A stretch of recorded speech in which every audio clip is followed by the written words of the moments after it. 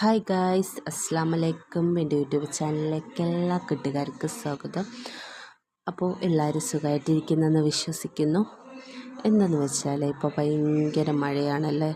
ഇന്നത്തേരും നാളത്തേരും നോക്കുമ്പോൾ മഴ കൂടി വരികയാണ്. ഇപ്പോൾ ഭയങ്കര തണുപ്പും കൂടെ.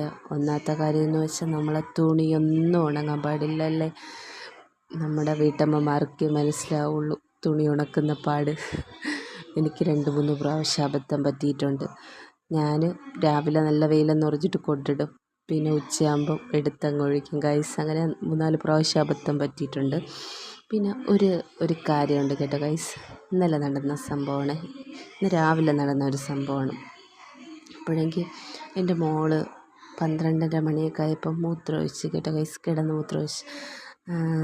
മോൾക്ക് 4 വയസ്സേ ആയുള്ളൂ.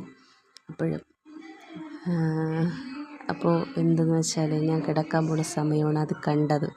അപ്പോൾ ഞാൻ കയറി, നീ മാറ്റണമല്ലോ എന്ന് പറഞ്ഞിട്ട് മോക്കൊക്കെ മാറ്റി കൊടുത്ത്, ഞാൻ ഇനി മാറ്റില്ല എന്ന് പറഞ്ഞിട്ട് ഞാൻ കിടന്നു കേട്ടോ ഗൈസ്. 3 മണിയൊക്കെ ആയപ്പോൾ ഭയങ്കര വിറയൽ.